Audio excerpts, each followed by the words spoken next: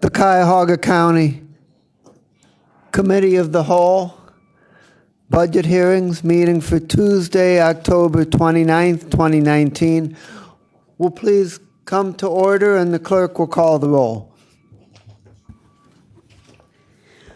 Calling the roll, Ms. Baker.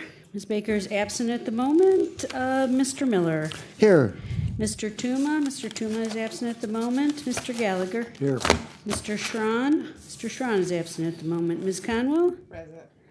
It's my understanding that Mr. Jones will be absent today. Ms. Brown. Here. It's my understanding that Ms. Stevens will be absent today. Ms. Simon. Ms. Simon is absent at the moment. And it's also my understanding that Council President Brady will be absent today. 2, 3, 4. You don't have a quorum, but Okay, soon you will.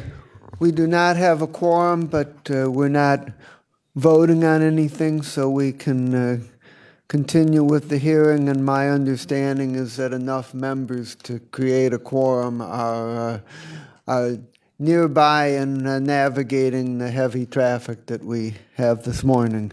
So we're gonna proceed, and the next question is whether we have people signed in for public comment. We do, Mr. Chair. The first speaker is Ms. Gail Long.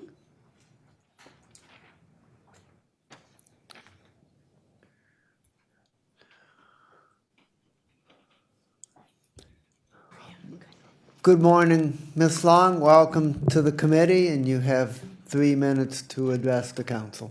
Okay. Chairperson Miller and members of the Finance Committee, my name is Gail Long, and I'm a constituent of Ms. Brown. And I am a Metro Health patient, a believer that health care is a human right and not a privilege, and a supporter of our public hospital, Metro Health, for the 54 years that I've called Cuyahoga County my home. I'm a relatively new patient of Metro. I have received nothing less than excellent care, be it an eye examination or a total knee replacement.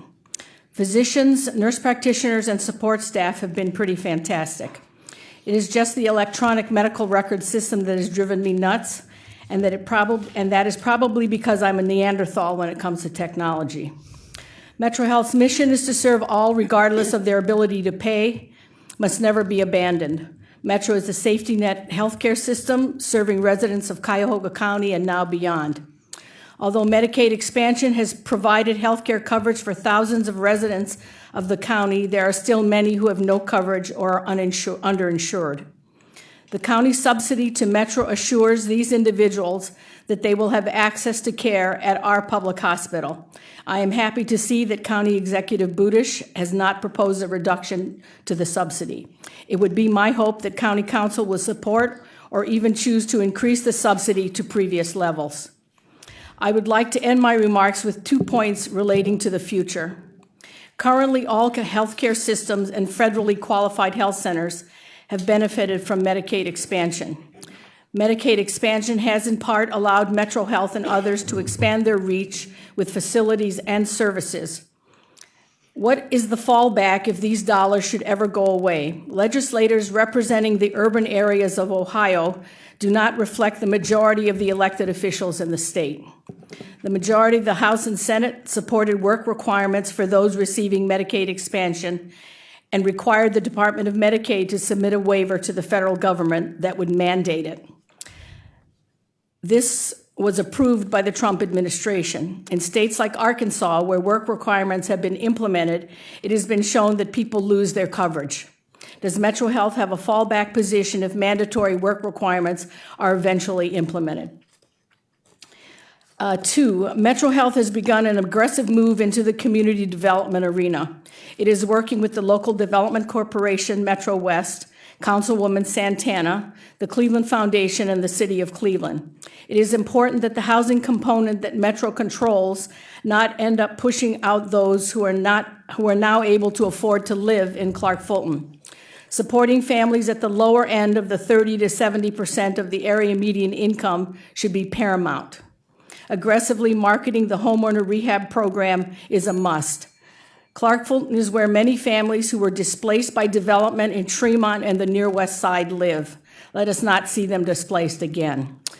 So those are my remarks, but I also wanted to make one very short comment for Gloria Aaron, who is not feeling well and was not able to be here today. Recently, she was in the emergency room, and she is a heart patient there at Metro, and they suggested that she be admitted to the hospital. And they were not able to get a bed in the cardiac unit because it was completely full, and she had to stay in the ER. Her message is, I hope that with the reduced number of beds in the new hospital, that there will be enough beds when people need them. So I told her I would express those remarks. Thank you very much for your testimony. Thank you. Ms. Liu? And as Ms. Liu is coming forward, I will note for the record that Councilwoman Baker has joined the meeting. Thank you. Good morning, everybody. Good morning. And I was very happy because I was enlightened again yesterday in the budget hearing. So today I have a couple of things I would like to mention here.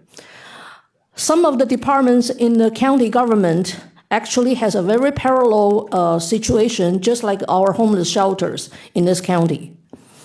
We have this particular department never got properly funded. Finally, right now, county council members are all making efforts to gradually improve the situation. However, not too long ago, we heard a testimony from the previous sheriff.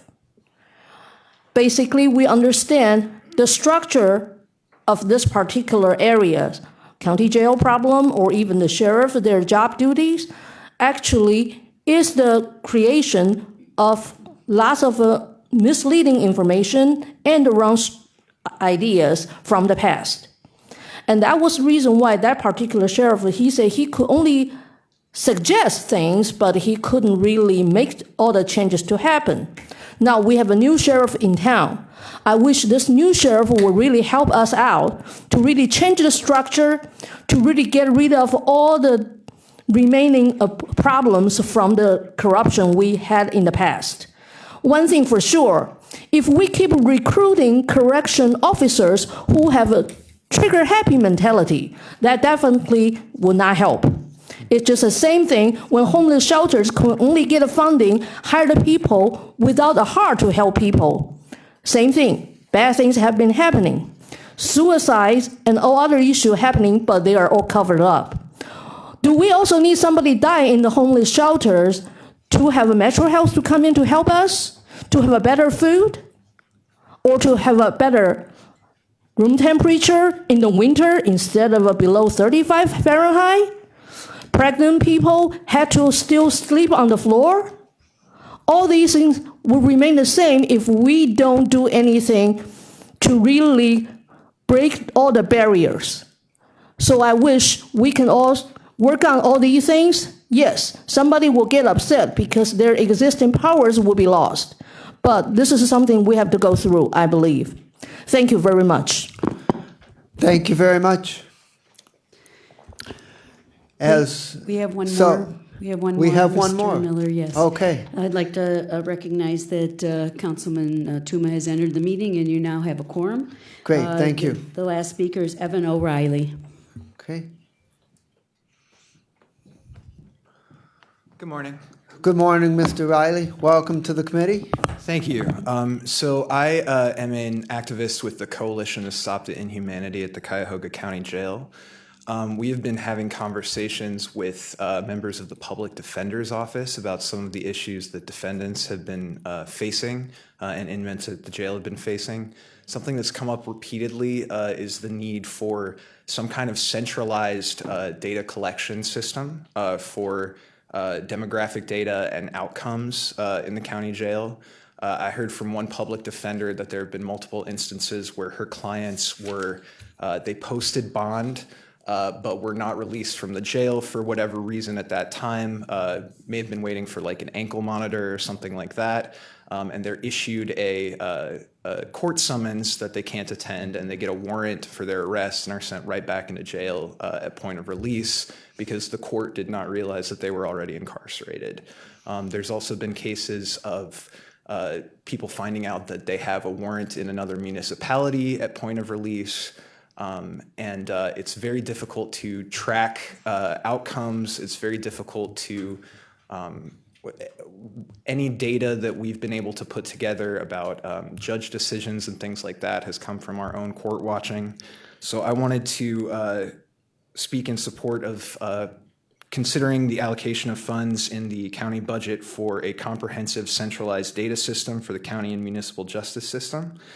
This data system would provide access to demographic data such as age, gender, race, and income bracket, tracking of bail amounts and case outcomes for every judge in the county, centralizing data from municipalities in the county so that all records for a given individual are aggregated for ease of access, time of intake and time of release, as well as the expected release date versus the actual release date, and a complete record of who's incarcerated at the jail at a given time so that courts are not issuing those failure to appear warrants. I understand that the county has been having trouble with the rollout of this ERP system that has been ongoing for the last couple of years. What we're asking for is not something along those lines. We're really just hoping for data that we already believe exists within the individual departments to be collated and shared, because right now the city and the county don't talk to each other. And besides people just kind of having to go through these, ridiculous things where they get out of jail and go right back in, I don't think we can really create accountability in the criminal justice system unless this sort of data is being collected. I know that members of our coalition are already reaching out to your offices to discuss this matter a little bit further. So we look forward to speaking with you some more. Thank you. Well, that was some weighty testimony. Thank you very much. Okay, much to think about there. So the next thing is that I'd like to ask the clerk to please read the resolution into the record. Resolution number 2019-0224, adopting the 2020-2021 biennial operating budget and capital improvements program and declaring the necessity that this resolution become immediately effective. We are going to proceed as we have before, and we're asking presenters to fold the answers to 3 general questions into their remarks as follows. Number 1, is the staffing level in your department the same as in previous years? Could you use some additional staff, or could you get by with less staff? Second, what additional funding requests did you make for this budget, and were any approved? Which were denied? And third, if additional funding were available, what are the top 3 areas to which you would provide additional funding? And a copy of these questions is at the presenter station. The second thing is that I'd like to state again what I stated yesterday, which is my request that that anyone in the administration or my colleagues that have suggestions for amendments to the budget, I would ask that they be presented to Trevor McAleer and to me by 1 week from today on Tuesday, November 5th, at least in concept. If additional development of information or cost estimates needs to be done later, that can happen, but on that date next week, we want to at least get a sense of what the universe is as to what the things are that we're considering. And I would ask that people who have presented amendments already, please reiterate them in a communication so that we know that you're still supporting them. So I would greatly appreciate everyone's consideration with that, and we are now going to proceed to the first presentation and call forward the CEO of the Metro Health System, Dr. Akram Boutros. Welcome to the committee. Good morning, Mr. Chairman. Good morning, council persons. Thank you very much for having me here. Can we, what do you want me to do? Okay. So you have a copy of the presentation in a written format, and it's up on this screen. So I think I just wanted to give you a kind of a brief history of Metro Health's expansion over the past 6 years. And 2012 was the year before I became CEO. 88% of the population was within 10 minutes of a Metro Health outpatient facility. Today, 97% of the county population is within 10 minutes, and we only served about 40% of the patients within 15 minutes of an inpatient facility. Today, 80% and of the population is within 15 minutes of a Metro Health inpatient facility. You see the numbers. We went from 2 inpatient facilities to 4, 1 emergency department to 4, 20 outpatient sites to 30 plus outpatient sites, 3 pharmacies to 9 pharmacies. We added retail clinic, express care sites. We now serve 15 schools and provide 1.5 million outpatient encounters to individuals. To answer one of your questions, Metro Health has expanded significantly during that period of time. We've added 1,663 jobs in the past 6 years, and we expect to continue adding some positions as we continue our expansion. In 2019, 50% of the hires were racially or ethnically diverse or veterans. One of the questions we always get asked is where are the underserved or underinsured or uninsured populations that we serve?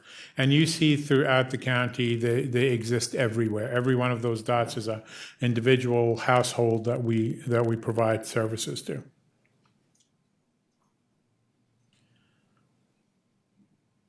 So as of late, we've been focused on a few things that have become critically important for our community. The opioid epidemic, we have been at the forefront of opioid safety and have been doing significant reduction in opioid prescribing with 4 million pills that were $4 million we received to support mental health and addiction programs at the jail. We have one of the largest Office of Opioid Safety programs in the entire country. Dr. Joan Papp continues to be a national leader on this issue and has provided testimony in multiple areas and making sure that Narcan is available to lots of different personnel. To date, we've distributed 14,000 naloxone kits and have reversed more than 2,400 individuals. We're saving them from certain death. And over the past 5 years, Metro Health has prescribed 10 million fewer pills than prior years. And if the nation followed through, this would be 4 billion less opioid pills prescribed. We've been focused on infant mortality and have had some significant progress here. We co-lead First Year Cleveland. I co-chair it with Patty DePompe from Rainbows. And our action teams have provided some significant training for the community members on safe sleep and toxic stress. We continue to provide services in education, 15 schools that we provide healthcare to, and our Lincoln West School of Science and Health graduated as first class in 2019. I would remind you this is still the only high school in the nation inside a hospital, and we had a 95% graduation rate, and 100% of the graduates were accepted into college. We've begun focusing on community trauma and have allocated $1.4 million for trauma-focused care in the community. We've served over 1,100 patients in 2018 to 19, and we've provided training for community-informed care for churches, municipalities all over the community. One of the things we always get asked is what does Metro Health do with the $32.4 million that we received from the Health and Human Services levy? Well, last year, in 2017, our community benefit was $220 million. This year, it's in 2018, $245 million. $192 million went to direct patient care, $48 million went to education and research, and $5 million went to health program. That is approximately 21.4% of our entire operating expenses is giving back to the community. Compare that to the average hospital in the United States of 10.5%. So that means we generated, through our efficiency and advocacy an additional $125 million in annual community benefit, more than the typical hospital. So we also went to the Ohio Department of Medicaid and asked them to advocate it for the uninsured and underinsured individuals of Cuyahoga County, and asked them to provide us new sources of revenues. We received $26 million in 2018 for care and community support, care innovation and community improvement program. Through that program, we took that $26 million and directly put it into care. You see that going from 220 to 245. That approximates the $26 million. In addition, Metro Health contributed $187 million of its own resources to provide these services. Would you like me to stop here to answer any questions about this slide? It's typically the one that gets the most attention. Okay, great. We'll do the questions at the end. Great. One of the things that also we need to recognize is that Metro Health's payer mix, that is the number of uninsured, underinsured, versus the number of commercial patients and Medicare patients, is very different than that of the area hospitals.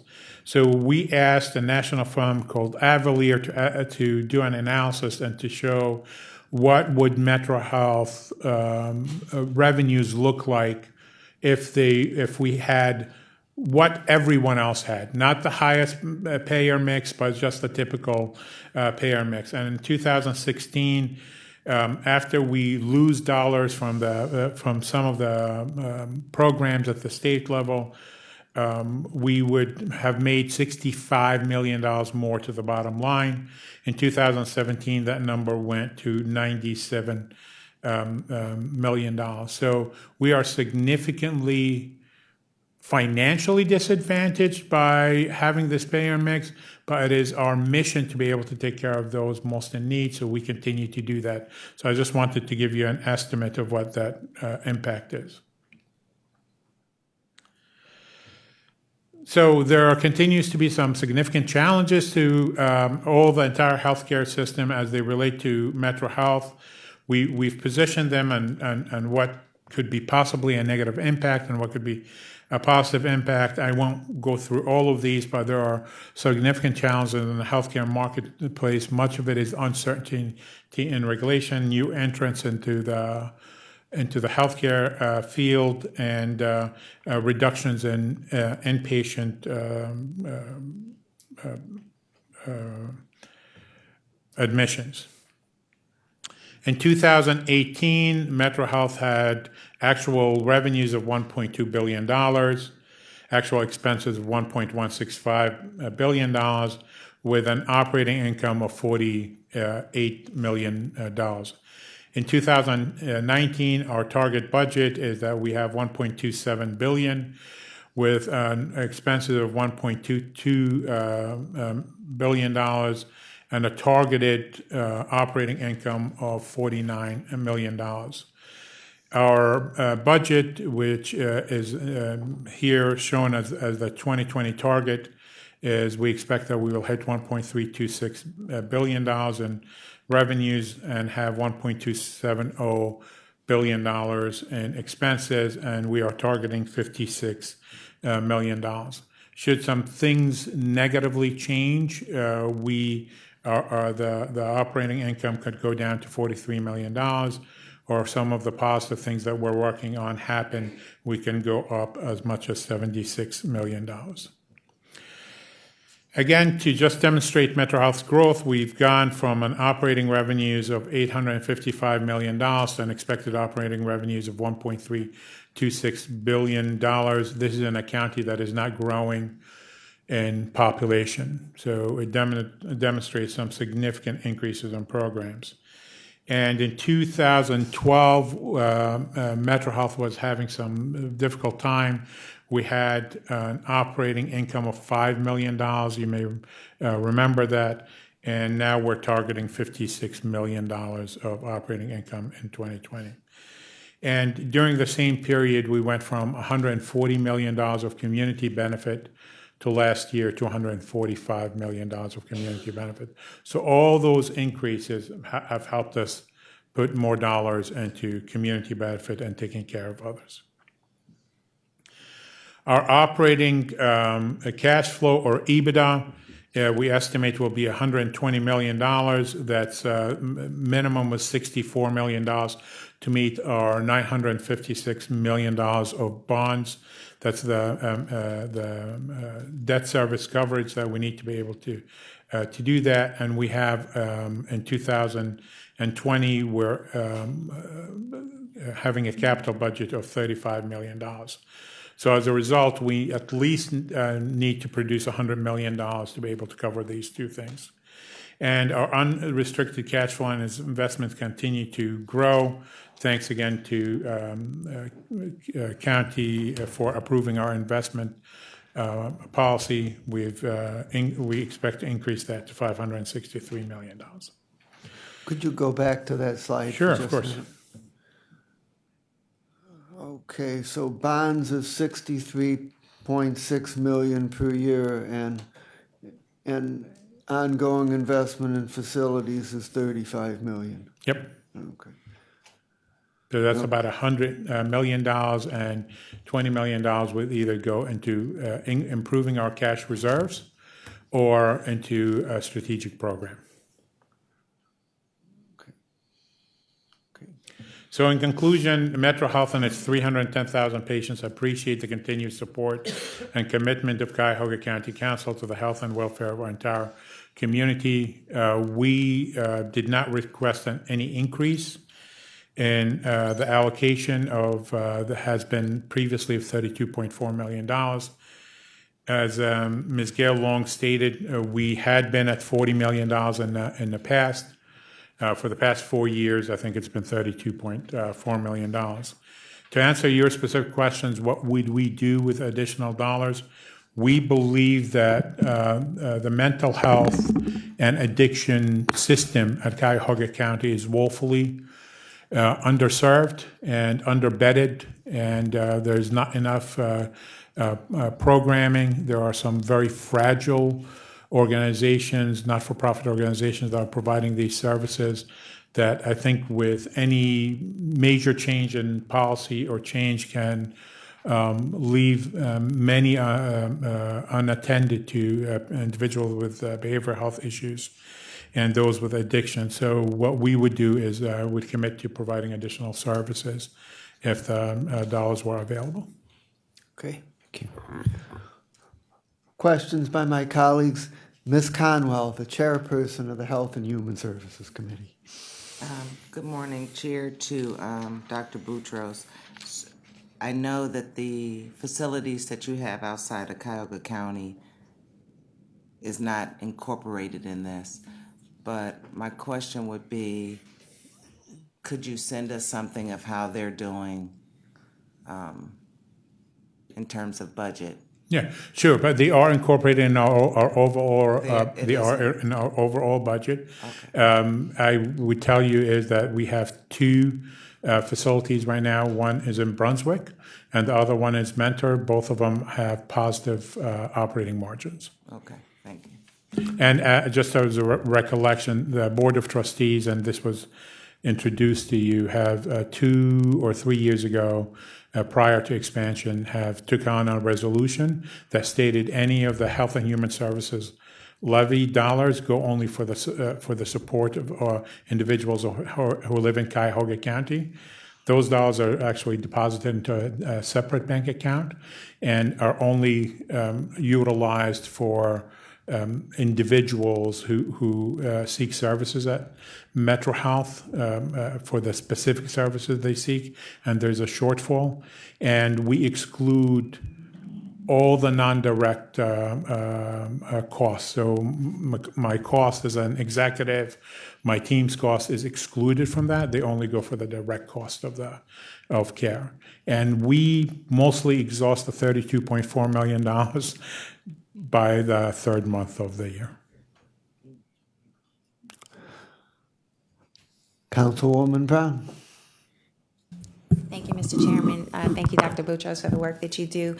I am just curious. I didn't see anything with regards to our recent transition as it relates to the jail. So I was just curious as to how that is working, what the relationship is like with the with Metro Health having taken over those services. Can you elaborate on that, please? Sure. Okay, October 31st is actually the date in which we take over all the jail activities. We have been in a transition period. We are almost completely fully staffed in the nursing department, and we are 98% staffed and everywhere else. We have been working with the correctional team, I think, very well. We've had some significant support from the state inspectors who have been coming in once a week and meeting with us, creating. We've had certainly obstacles, but I think we are creating some significant improvements and fully expect us to be compliant with all the requirements at the time that we take over, October 31st. I think something of really important note, despite the fact that we've had some, and I'll not quote, we've had some suicide attempts. We've had only one single successful suicide in earlier part of this year. So I think the relationship is improving. I would say the addition of the new chief of staff to the county executive has been very helpful. He's been incredibly engaged with us to make some changes, and I think you are seeing significant progress here. What we want is by 2020 that you will have operations that you are very proud of and become an example for other municipalities to provide services. We, in addition to what's happening inside the jail, we've been working with others in government and clergy to support a diversion program. We're very much interested in it. We think it will reduce the number of individuals in jail, and I think it will have individuals who will have mental health issues receive treatment and addiction rather than be in jail, which is an additional stressor for them. So I think we're working hard on bringing this program to fruition with the hope of doing so in 2020. Just two quick questions as it relates to, you touched on the diversion programs. I know that there's often, in the absence of my colleague, Councilman Jones, there's often the absence of enough mental health beds available throughout Cuyahoga County. Do you, when your beds are full, do you have a list of references of where you can refer? We do, but there are not enough beds. I think if it is something that we'll actually need to come at and we need to maybe have a different discussion on at a certain point in time, is that we need as a county to invest in having additional beds. St. Vincent's is the major provider around here, and should they not be able to meet the demands, this county would have some significant crises on its hands. So we need to talk about it, how to support them, how to bolster the number of beds. How can Metro Health do more of that to support the community? And if you have that list, Dr. Boutros, is this something you could share with our council clerk throughout the county? And then finally, if you can just highlight us a little bit on the progress with the transformation project. On time and on budget. If you drive down 71, you see this large steel structure. Please do not mistake it for the hospital. It's only our central utility plant. The hospital will actually dwarf that facility, will be probably 2.5 times its height and 3 times its size. So it's a very large building. You will see the steel completed for the hospital itself by the middle of next year. So on time, on budget, we are hoping to accelerate the time frame to see if we can finish it earlier, and actually we have an opportunity to come in under budget. Thank you. Thank you, Mr. Chair. Thank you, Dr. Boutros. Ms. Baker. Thank you. And thank you for your work out there, and we're really looking forward to you officially October 31st coming to the jail. So thanks for your interaction there. I just had one curious question on your slide for the $245 million. Yep. The $48 million, which is 20%, is devoted to education and research. That's a big number. What are you including in that for $48 million? Yeah, so we train over 400 interns and residents, and the dollars that we receive from Medicare and Medicaid does not cover the cost. So that's the shortfall of that number, in addition to research that is not covered by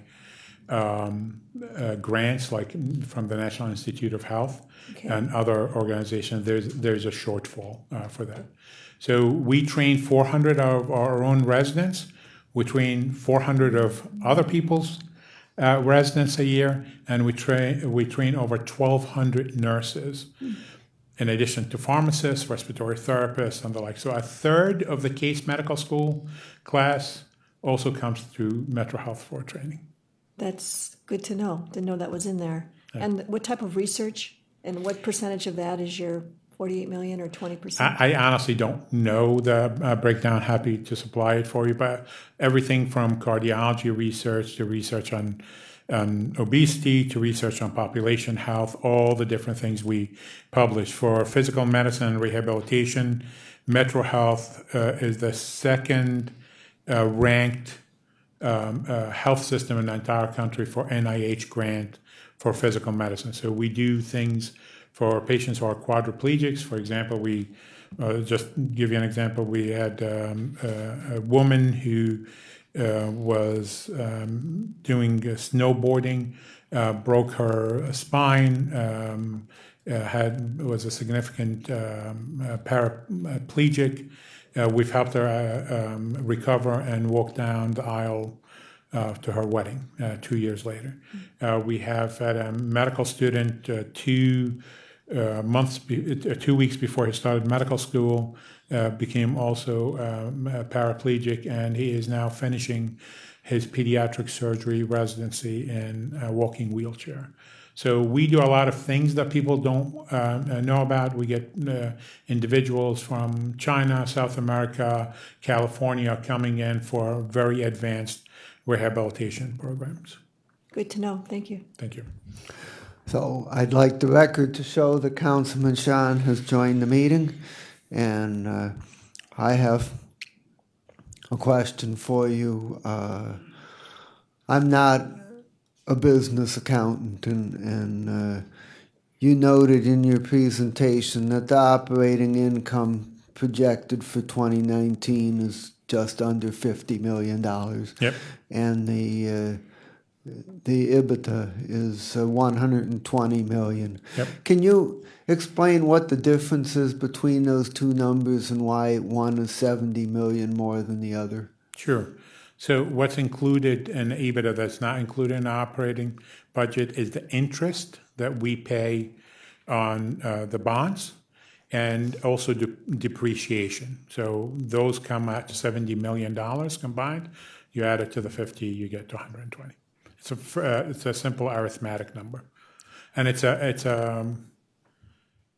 is an approximation of the annual cash flow of the organization. Okay.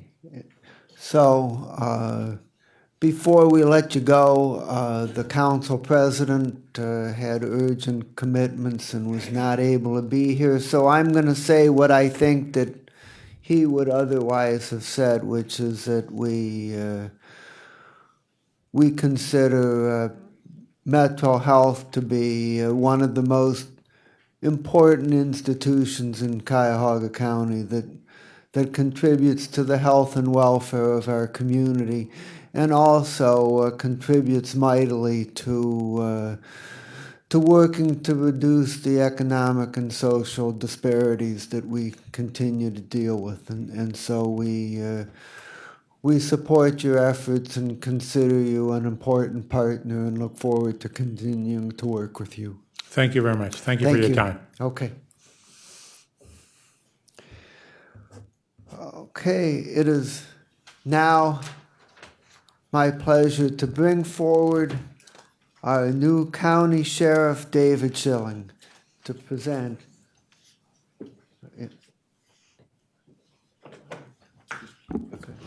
Good morning. I'm David Schilling. I'm the interim sheriff of Cuyahoga County, and it gives me great pleasure to be with you all this morning. I'd first like to thank the two individuals that came up during the public comments section or portion of the meeting. I took note of their comments, and I will certainly take their suggestions under advisement. Since this is my first opportunity as the interim sheriff to participate in the budget process, I'd first like to thank you, Chairman Miller, along with all of the other council members, for allowing me to address this body regarding the proposed budget of 2020-2021 for the Cuyahoga County Sheriff's Department. First off, in reviewing the budget proposals with my staff, I'd like to say that I'm extremely pleased with the proposals submitted to Council by Executive Budish. These proposed increases in funding will allow our continued success in a number of areas that affect the overall operation of the department. The most important of which is the operation of the Cuyahoga County Corrections Center. As submitted by Executive Budish, the Sheriff's Department was approved for a budgetary increase to supplement the hiring of deputy sheriffs and support staff. At present, we are currently approved for 180 deputy sheriffs. Our current deputy sheriff staff numbers 163. We continue to work daily to fill those 17 vacancies, and I'm confident we'll be able to do that by the end of this year. The increase to this portion of our budget will provide us the ability to request an additional 35 law enforcement staff, 22 of which would be deputy sheriffs, and 13 of which would be law enforcement supervisors.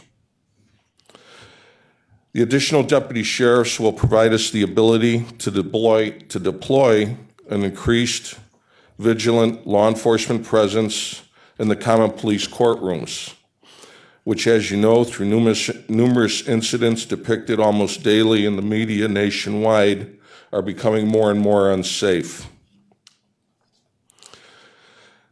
These additional deputy sheriffs will enhance our ability to provide a safe and secure environment for the judiciary, their staff members, and the hundreds of people who come to the Justice Center daily with business to conduct with the court. Excuse me. Also, as submitted by Executive Budish, the Sheriff's Department was approved for a budget increase that would afford the department the ability to effectively and safely manage our inmate population through increased staffing in the corrections center. The hiring of additional corrections officers and support staff would allow the department to increase the number of corrections officers to 725 and allow for additional correction officer supervisory staff. While these additional personnel will be utilized to supplement the overall operation of the facility, their presence will allow us to achieve our vision of operating the corrections center as a safe, professional facility in compliance with state correctional standards. The added presence of these corrections officers, will afford us the ability to effectively staff housing units, provide a security presence for our nursing and medical staff, reduce red zoning, and provide more efficient service to the courts by being able to quickly move inmates from the housing units to the courtrooms, thus aiding the judges in reducing their dockets and reducing the overall population of the facility. While we are not slowing or halting our hiring of protective services officers, we have yet to reach our full complement. Further discussion may resume at a later date with the Office of Budget and Management in the event we reach our full complement and begin to exceed our existing budget. Currently, the Cuyahoga County Sheriff's Department has no immediate plans for new initiatives. Since being appointed as the interim sheriff, the primary focus of my administration has been to stabilize the department and work with our dedicated management staff of the Corrections Center to bring the challenges confronting the Corrections Center to a swift resolution. In conclusion, I wish to thank the members of the Office of Budget and Management, as well as our fiscal officer, Donna Khalil, and the members of her staff for their hard work and dedication in completing the 2020-2021 budget. I will attempt to answer any questions that you might have, and my staff is available to answer questions as well that I may not be able to answer. I thank you all. Okay, we're open. We're open for questions, and Ms. Conwell is first. Through the chair to Sheriff Schilling, how many have been hired to date? As far as the corrections officers, Ms. Conwell? Yes. I believe that our current number of corrections officers at this time, I think we're around 625. You have a total of 625 currently. 675 to date. Okay. Has that relieved any of the red zoning or anything in a way?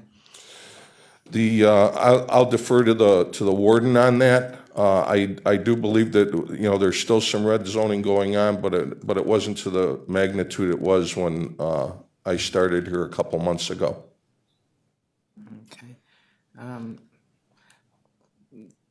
I don't know if you were here yesterday, but Public Defender Stanton was here, and he talked about the space that is needed for the lawyers to meet with their clients. On the tour that I took recently, it slipped my mind, and I did not ask about that, and I was not shown a space that was provided for that. Were you here? Did you hear his testimony? I tried to look at his testimony this morning. Unfortunately, my internet wasn't coming up early this morning for some reason, so I wasn't able to see it. Basically, he laid out that there are times that are kind of set for the lawyers to meet with their clients, and that it is not up to par in terms of the hours that are needed for them to get good representation. So is there a space in the jail, or are you working on that? There is a space in the jail. I know that we are working to improve the attorney's access to their clients, and giving them the ability to speak with their clients and effectively manage their cases.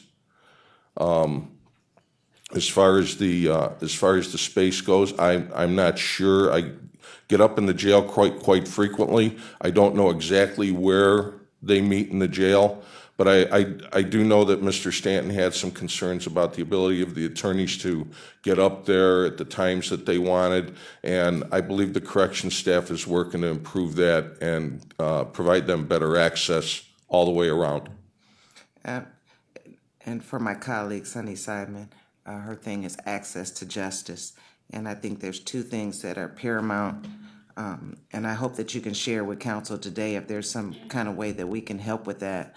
That one being that their access to justice is being able to talk to their lawyers and having that access. And so hopefully you can let us know if there's something that, I don't know if it's a financial thing or whatever the case may be, but their access to justice needs to be speeded up as, in terms of the lawyers. And there was another, and I lost my train of thought, and if I remember it, I will share it with you before you leave. And we're certainly working to, I'm aware of that issue, and we're certainly working to achieve that. Okay, our next questioner is the chairperson of the Public Safety Committee, Councilman Gavin. Thank you, Sheriff. Thank you, Chairman. We'll deal with those questions at 1 o'clock today. Hopefully you'll be able to better answer. But 725 gets you to a point where you're a fully functional jail, taking people around, bringing people down. We're good at 725. That would be a good number. Taking into account call-offs that we get daily, Right. the largest number that seem to be occurring over the weekends or before or after a holiday, which are other, that's a whole nother issue. That might be an issue that we have to look at some discipline for those type of violations or frequent call-offs. But in speaking with the correction center staff, that appears to be a good number at this time to get us up to speed. Yeah, if we get to 725 and you can tell us that's the good number, then I think it's more of a contractual thing with the COs and the sheriffs if they're calling off. Yes. And that has to be dealt with the law department and you. Yes. I'll see you at 1 o'clock. Very good, sir. Thank you. Councilman Schwan is next.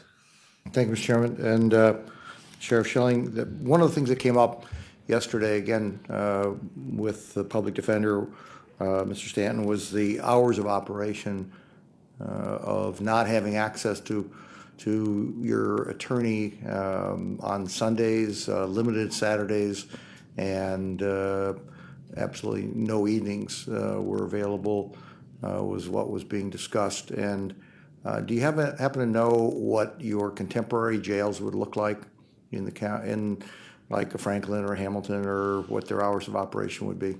No, I do not. But I mean, this is certainly an avenue that we could explore to be able to improve that. I know that not all attorneys work 9 to 5. Some of them are tied up on their own cases that they're processing and that they're handling in court on a daily basis. So I understand the need for them to be able to have that availability. So that's something that I could address with the warden and the director and see how we could improve that on our end and provide them access during those hours. Yeah, we might find that it actually is less of a burden because there's other duties and functions not going on in the jail during those hours, and it might actually find out if you open those up, it's a win-win for everybody out there in that respect. Certainly. But I think it would behoove us to at least know what the standards and norms are across the state. And Mr. Stan kind of alluded to that we are on the tighter side of the hours of operation for. And if you take 16 to 100 to 2,000 plus inmates that are in the jail, and just try to divide that up amongst what he was describing as a very limited number of rooms, and then you apply that against the number of hours, you can see how that would be very, very difficult if any of us were the person on the inside hoping to talk to a lawyer and talk to our attorneys as to how difficult it would be. From that standpoint. So I'm sure a lot of it is just looking at, and I'm sure that when you get together at 1 o'clock, these things can be discussed. But the hours of operation is something that wouldn't take more than 15, 20 minutes of somebody Googling it to find out what's going on and where should we be, because that's a bare minimum standard that I assume we're going to be held to. Thank you. Yes, sir.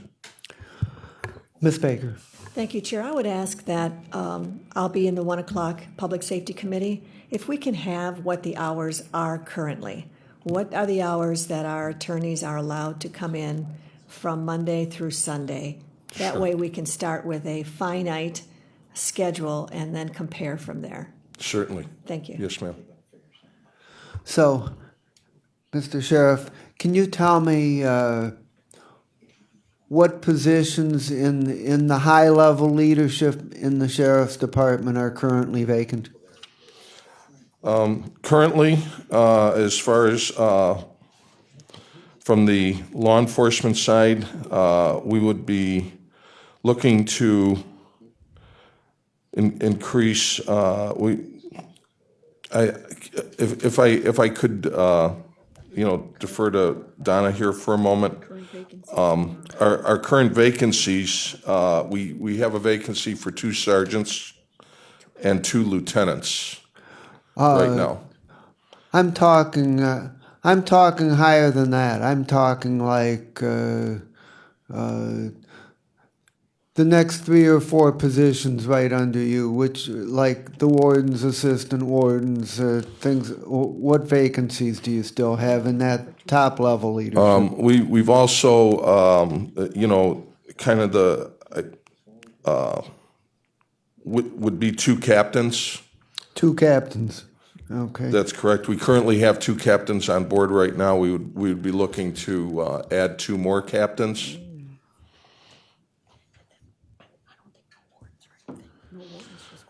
Yeah, and as far as wardens go, I don't believe that we would be adding any wardens. We would be looking at adding 5 sergeants and 7 corporals. Oh, and I'm sorry, I just received word 2 associate wardens. 2 associate wardens needed. Yes. Okay, so we need 2 captains, 2 associate wardens, 5 sergeants, and 7 corporals. Yes, sir. Okay. Okay, anything else? Okay, Ms. Conwell. Through the chair to the sheriff, for 1 o'clock, if he could just bring the org chart Yes, ma'am. so we can see where they all fall and where the vacancies are. Thank you. Certainly. Okay, thank you very much. Thank you, Mr. Miller. Thank you, council members. Okay, next we have the clerk of courts, Miss Nyla Bird.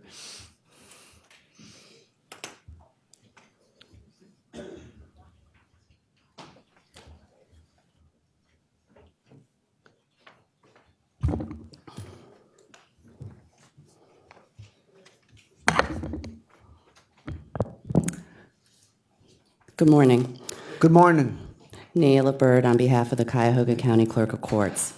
As most of you are aware, the mission of the Cuyahoga County Clerk of Courts is to perform all statutory duties relative to the filing, preservation, retrieval, and public dissemination of all applicable court documents and records pertaining to the Common Pleas Court's General and Domestic Relations Divisions and the 8th District Court of Appeals. We also collect, hold, and disperse fees and costs paid to the court in a secure, timely, and cost-effective manner. We are committed to providing quality customer service and accurate and efficient record keeping and financial administration. To accomplish our mission, we work collaboratively and cooperatively with court administration and judges. We build strong relationships with all of our stakeholders and partners, and we deeply appreciate and value the work of our most valuable asset, which is our employees. As requested in Chairman Miller's budget hearing memo dated September 24th, 2019, I will provide a brief overview of the agency's 2020-2021 biennial budget. The 2020-21 budget for the Cuyahoga County Clerk of Courts includes approximately $8.6 million for 2020 and $8.8 million for 2021. The breakdown of the budget is straightforward and consists largely of 2 parts: postage and personnel. Personnel accounts for approximately 72% of our expenditures, or $6.1 million in 2020 and $6.2 million in 2021. Other operating costs, which accounts for mostly postage, is approximately 18% of the budget, or $1.6 million for both years. As you are probably aware, we are mandated by the Ohio Rules of Civil Procedure to serve summons and other service upon case parties. The method of service is outlined in the Ohio Rules of Civil Procedure includes service by U.S. mail, express mail, or commercial carrier like what we use as Federal Express. The remaining 10% of our budget is approximately $880,000, and it includes costs associated to supplies, as well as chargebacks for contracted services, space maintenance, and security. There were other items requested in Chairman Miller's memo, and my responses to those are as follows. First, the Clerk of Court's 2021 budget does not include any reductions or eliminations of existing programs, initiatives, or services. Secondly, the 2020-21 budget does not include any new initiatives or increased expenditures that were not part of our previous biennial budget. Lastly, at this time, I do not have any concerns with our budget as long as, and I want to underscore, as long as I can continue to fill vacancies as they arise to ensure we have adequate staffing to continue operating efficiently and effectively while also fulfilling all of our statutorily mandated obligations. As you have likely realized, and as Chief Carney mentioned yesterday during her opening remarks, our budget was cut.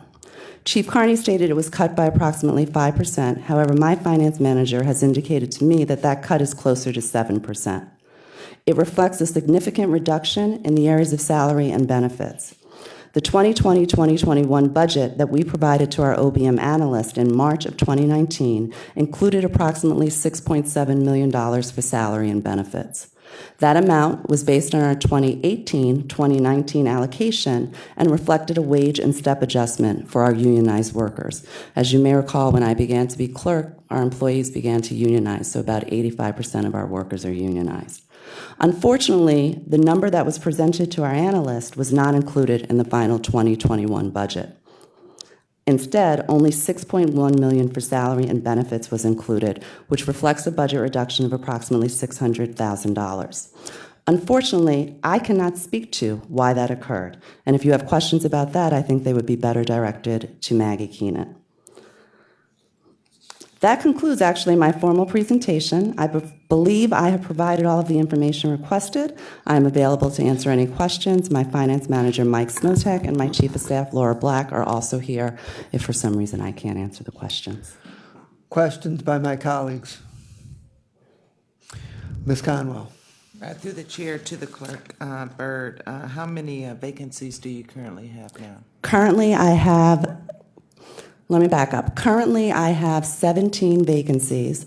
Of those 17, I met with Chief of Staff Bill Mason. He approved me to hire 15 of the 17. That meeting happened earlier this month.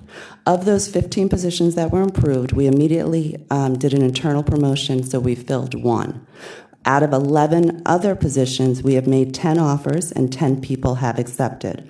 We are currently in the process this week of interviewing for 4 additional positions, and 2 positions remain posted on the website.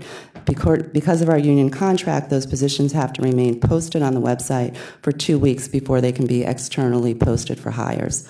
The delay in the posting was due, as you may be aware, of the job board being down by HR, so we couldn't post those in the expeditious fashion we would have liked. And so you're happy with that, because in your statement, earlier statement, you stated you're okay as long as you're allowed to fill the vacancies that you currently have. Correct, and as long as I can continue to fill vacancies. Councilwoman Conwell, as you probably know and can recall, I inherited an aging staff. My 2 predecessors ago, Jerry First had way more employees, and a lot of them were here for long times. So a lot of them have retired or resigned. So I have a constant influx and turnover of staff. You guys may remember you actually stole one of my staff members back there who now works for you. So people tend to, we turn over. It's like we literally, I feel like the clerk's office to some degree is an entree point for work in the council, work in the county. And I think that's reflective, quite honestly. You start, and I still, it baffles my mind that you start at a job in my office and the starting salary is $11 and change. Thankfully, my children are old. We all know I have these twins. They're older, and I don't have to pay a babysitter anymore, but that's less than I would pay a high school student to babysit my children. So once we hire people, They tend to look for other opportunities within the council. We put together a list.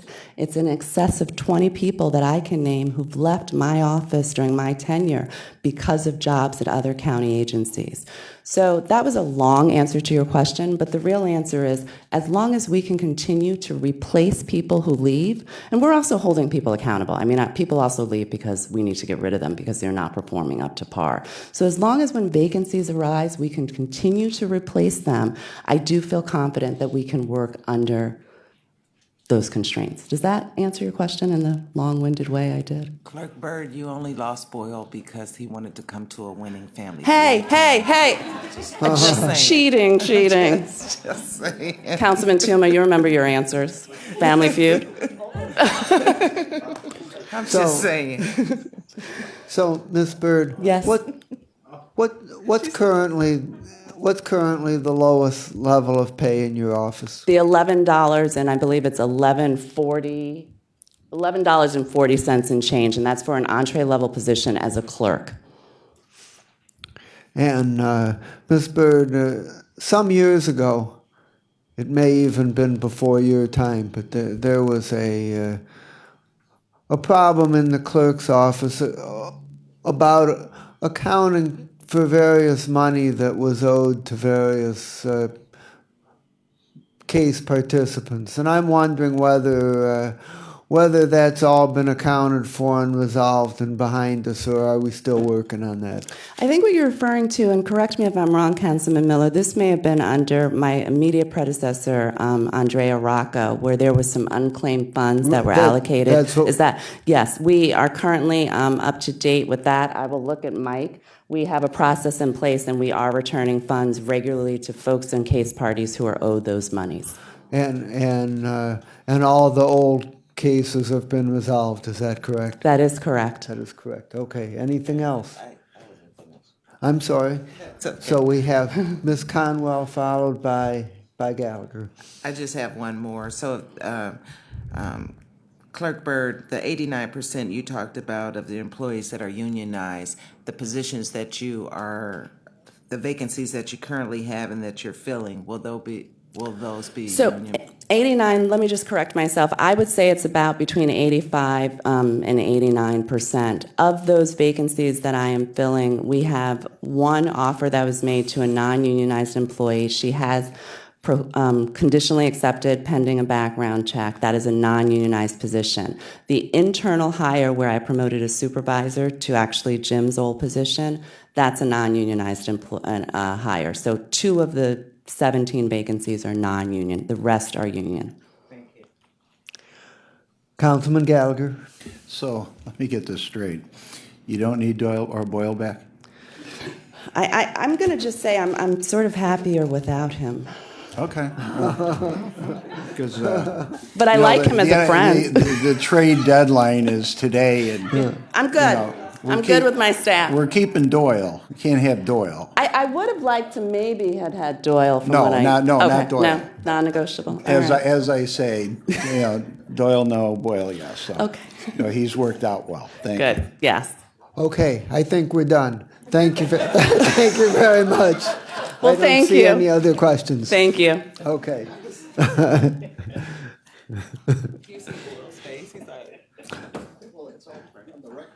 Okay.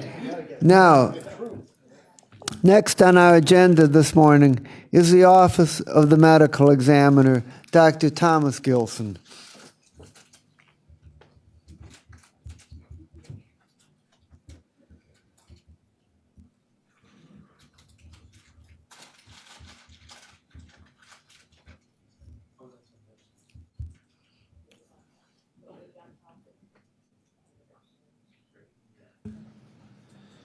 Good morning. Thank you for the opportunity to speak to you this morning. As you know, the office I represent has 2 distinct functions. The medical examiner investigates deaths that are defined by statute, and the laboratory provides scientific support to the legal system. With regard to our budget highlights and in answer to the 3 questions posed, we are anticipating a budget increase in 2020, which is to provide additional staff support to the forensic laboratories. This would include, I apologize for the error, not drug chemistry, but firearms, DNA and trace evidence. The goal of this additional expansion of staffing is to reduce the turnaround time for laboratory testing with an eye towards reducing the time that the individuals would spend in the legal system before adjudication, and hopefully to lower the jail population. The other anticipated expense is the upgrade of the fingerprint identification system, which is currently at end of life and will be replaced in budget year 2020. In terms of major accomplishments for the office in 2019, we were able to provide drug chemistry services to the state of Ohio State Patrol, which was revenue generating for us. We continued to participate in numerous partnerships around the opioid crisis and provided deposition testimony on behalf of the county, which was an aid to the ultimate settlement for over $300 million in those cases in conjunction with the city and Summit County and the city of Akron. We also instituted a very successful Citizens Academy, which takes 20 citizens from Cuyahoga County as well as 5 employees from our county and takes them on a 1 night a week, 8-week program to introduce them to what actually happens at our facility. It's been very, very well received, and I can't take credit for that. That came from our outreach person who really masterminded it and has driven it very well. We're in our 2nd iteration of that, and so far so good. Some of the other things that we've been able to do recently to keep our out-of-county autopsy numbers significantly over where they were when I started in 2011. We are able to generate revenue into the laboratory fund through this and have anticipated another year over 400 for 2019. Sexual assault kit testing passed a significant milestone in 2019 when we tested our 3,000th sexual assault kit since the inception of this program in May of 2012. And we've also generated a death investigation course, which was nationally recognized a couple years back, and we've trained over 500 individuals to raise the bar on death investigation across our county and across the state and the country.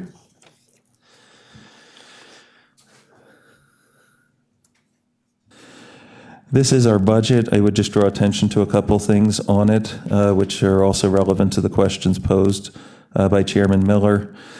In the salary section under operations, you would note there's a substantial increase in our budget from 2019 to 2020. This actually is a paper change in that these salaries and benefits increase as a reflection under the orange segment of the salaries and budgets that were previously being paid out of the coroner's lab fund. Going down under the green section, salaries and benefits do rise in the regional forensic laboratory in support of the positions that I mentioned that were created in firearms, DNA, and trace evidence to try to reduce the turnaround time and facilitate faster processing of individuals through the legal system. Our caseload has remained steady since 2017. While it looks like the overall number of cases have declined, the last bar that you see there are cases that we try to certify without bringing individuals to our office. This reduces our transportation costs, and we were able to increase this from 335 to 545 as a result of record review as opposed to direct examination of decedents. I'll go into some of the other numbers here. It would draw attention, though, that overdose deaths after a decline in 2018 are actually back up for projection in 2019. Firearms continue to be a significant problem in our county. Overall, we've hit a plateau in terms of total firearms deaths. I would draw attention, though, to the blue line right underneath that, which are our suicide deaths. This is the highest number in 2018 of suicide deaths we've had in the county in a significantly long time. The number one risk factor for suicide deaths is substance abuse and alcoholism, and I think this could be a byproduct of the opioid crisis. The other thing I would draw attention to is our total number of homicides. While it remains higher than, it may drop off this year, I'm sorry to say, I'm looking at a separate, it may drop off some this year. It has remained steadily at an increase of over 30% since 2014. And I think that's another sequelae of the opioid crisis as well, with the violence in the drug trade as we transitioned over to illicit drugs.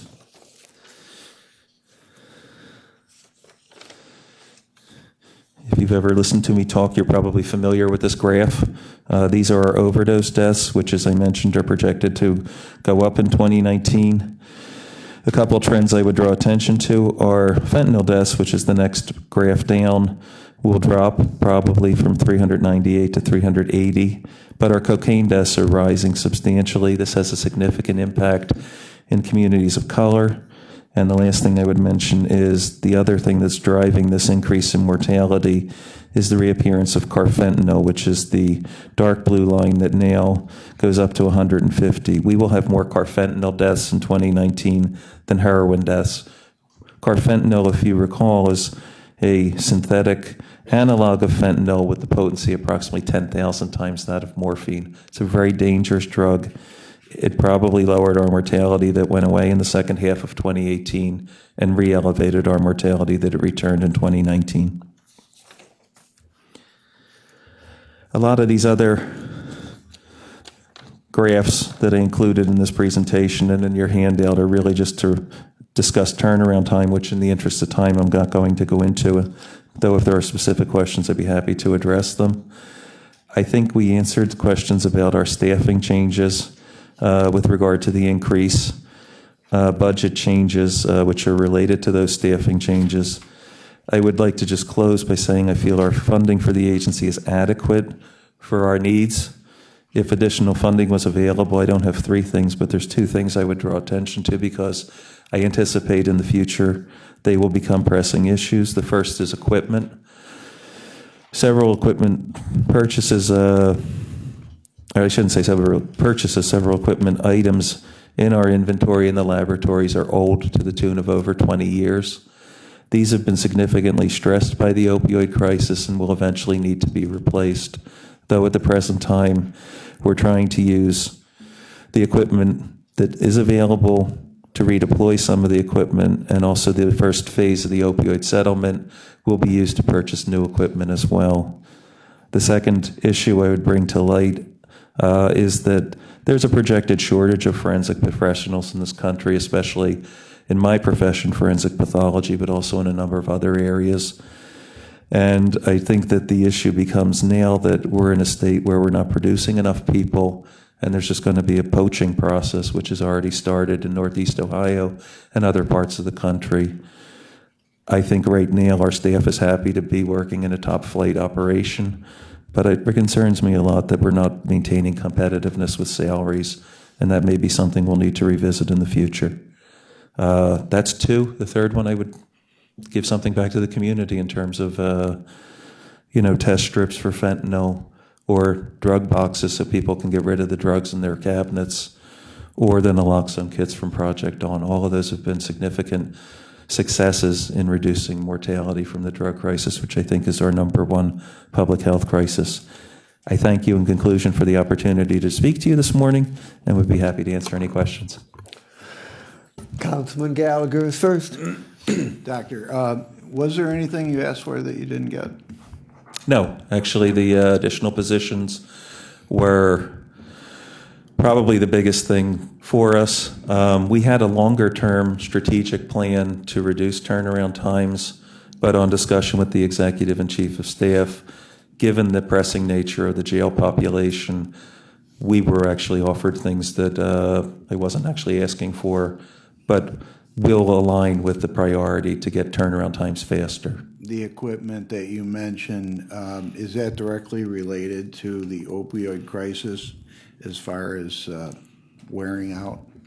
Some of it certainly is. Why don't you make a list of that?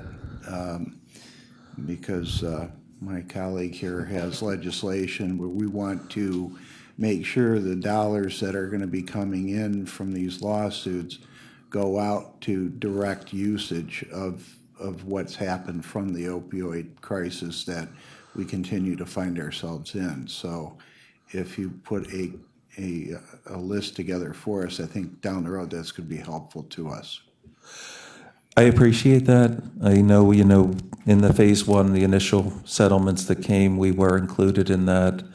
And I certainly would be happy to provide, a list going forward, because I do think it isn't enough for us necessarily to keep up just with the crisis as it stands. But we were very well positioned at the outset of the crisis to identify that it was happening. And that's where I want to keep our laboratory, not in a reactive mode, but in an ability to do good surveillance. Right, thank you. Okay, we have Ms. Brown, followed by Conwell and Tron. Thank you, Mr. Chair. Just a couple questions regarding the revenue generating agreement with the State Highway Patrol. Can you share with us how much that generated? I cannot, but I have an assistant with me who can. Okay, and $50,000. okay, and does that money go back into your department, or where? How is it? It goes into our laboratory fund, which is a restricted access account for our laboratory, and some of that is money that we can potentially use to upgrade equipment or pay overtime. And is that a service that we will continue to provide in 20 and 21? I think some of it is them getting their act together. We got to get over some initial hurdles with the law department on contractual language. And so far as I know, I think they still have issues with their turnaround time for drug chemistry. We do not right now. So it's a potential source. I don't know for sure whether they'll come back to us with that. But I feel like the stumbling block now is more on the State Patrol than on our agency. Okay, thank you. Sure, thank you. Councilwoman Conwell. And Councilman Tron.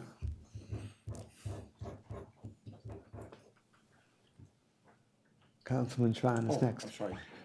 She said the question was asked. Oh, all right, well. I'm not sure it's great minds run the same track, but at least the common minds, Mr. Gallagher and I are going to be on the same track as far as the equipment, because I believe you warned us probably 4, maybe more than that, years ago, that the opioid crisis was going to come at a pace that we didn't even anticipate how fast it was. And I'm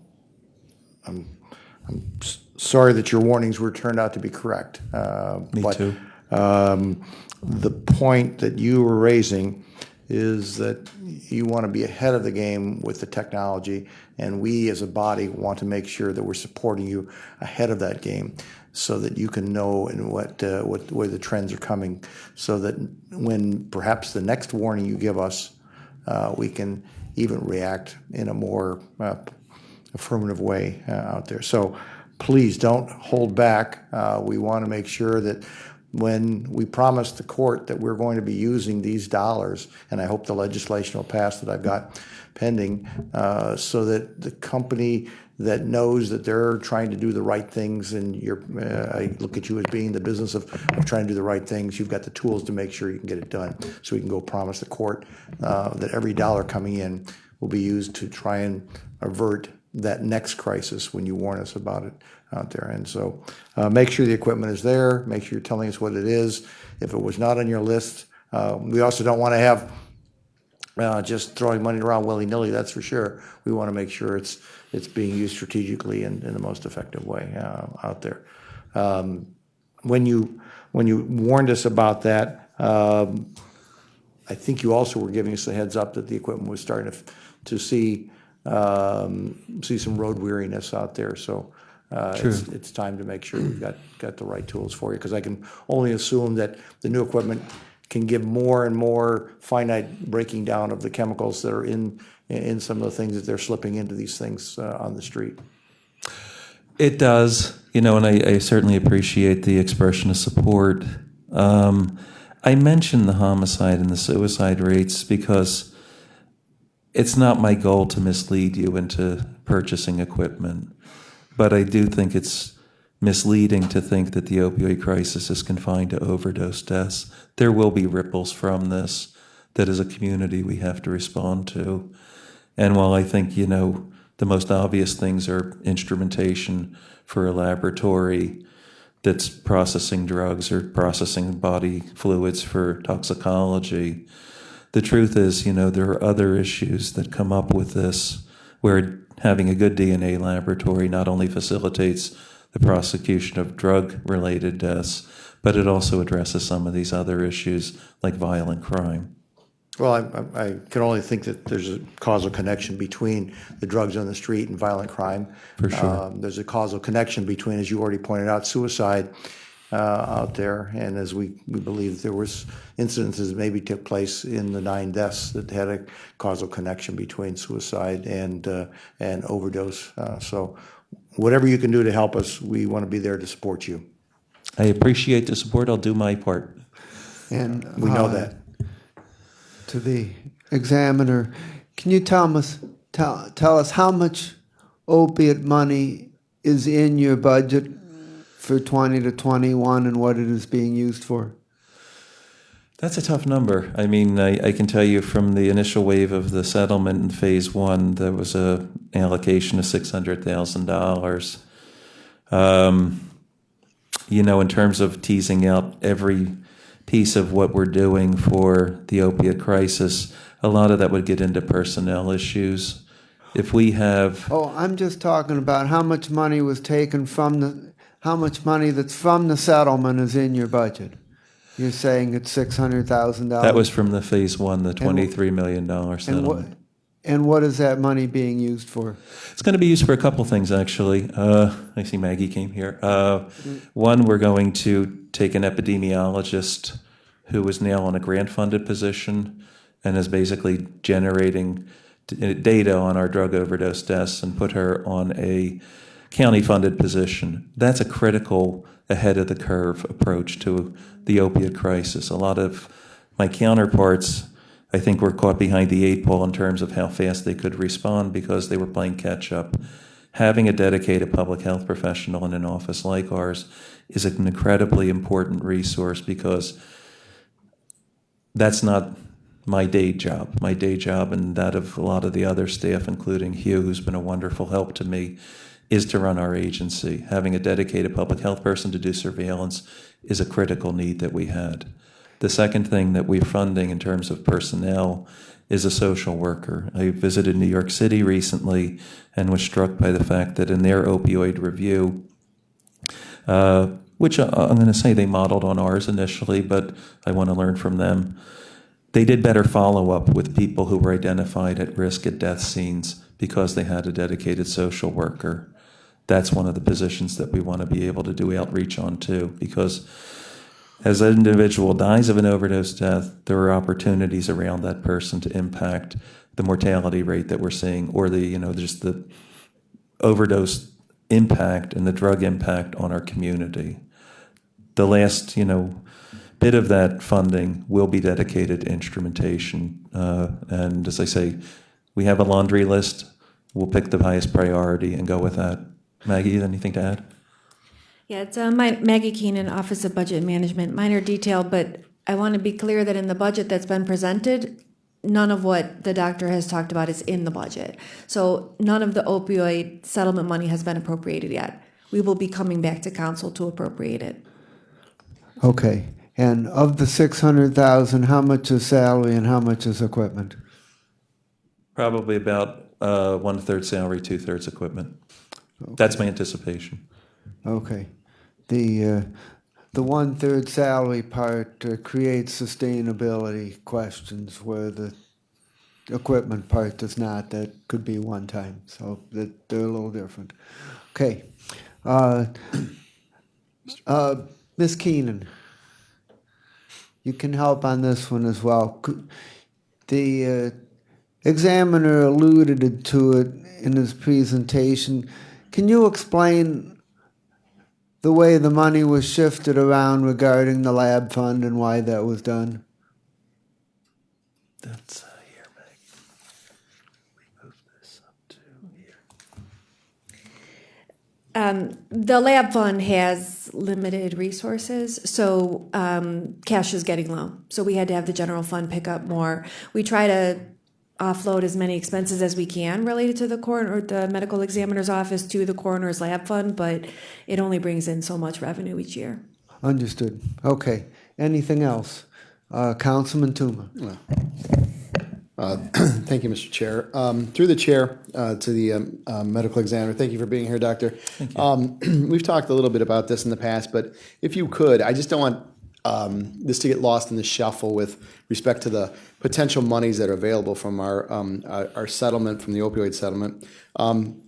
Could you talk to the importance of the educational component in this entire crisis and the need to have some of these funds go towards educating the public, especially our youth? Sure. I think, it concerns me because your comment's timely, and I'm writing a letter actually in response to an article that would seem to imply that the better approach right now is to do risk reduction things like naloxone kits, fentanyl test strips, and while those are very important parts of the response, they're short-term goals. And if we don't assume education, especially in schools, then we're going to lose the battle, and we can shovel an endless amount of money at risk reduction. If we don't kind of catch the problem before we need risk reduction, that's a perpetuating problem that we haven't fixed. I think there's abundant opportunities for education, and we've talked obviously about going into schools. I think education of physicians is still a priority because we overprescribe medication in this country still. And the pathway to most people using illicit drugs, fentanyl, the heroines, is still through legal prescriptions of medications. That's significantly improved, and the state of Ohio has about a 25 to 30% reduction from our peak in 2013 compared to 2017. But we're still not where we were before the opioid crisis started in the 1990s. But that's another venue for education. And I think the last thing is probably just an overall culture shift in terms of stigmatization of individuals who otherwise would be helped and could recover from the disease of addiction as we understand it, but for the fact that we either marginalize them or leave them with a sense of shame that prevents them from getting help. I appreciate your comments, and as you know, we worked on getting that pilot program in the Parma City School District, and it was very successful last year. My hope is that some of these other districts will pick up on that with some of these available funds in the future. You spoke to the physicians. How would you approach the students? It's fairly clear cut. You get into the school district, you talk to the school board, the superintendents, and you can get into the districts like that. How would you approach these physicians, getting to physicians and understanding the significance of their ability to prescribe these pills when they don't need to, or the impact that they can have on people when they might think they're doing a patient a favor? How would you attack going towards trying to get to the physicians? A lot of things are already in place, and they're way above my responsibility or my mission. But on a personal level, I've spoken to multiple physician groups in our county about the crisis. CDC issued guidelines on prescribing that can be referenced. We've worked with the State Board of Pharmacy about monitoring prescriptions, and certainly tried to support, especially our colleagues at Metro Health. And I'm very proud of our county hospitals initiative on this. They created an Office of Opioid Safety, which monitors prescribing practices in Metro Health. And I think the idea is to kind of identify the overprescriber before there's a fatal outcome to that, and potentially re-educate or, draw to their attention the fact that they are, prescribing more than their colleagues. They're all wonderful ways to educate physicians, and I think sometimes the feeling is you don't want to be told how to practice medicine, but in this case, we actually probably, as physicians, do need to be told how to practice medicine, so we don't keep making the same mistake. Okay, I appreciate that. Thank you. Okay. Thank you very much. We are going to take a 9-minute break and come back at 10:50, 10 minutes of 11. Thank you very much.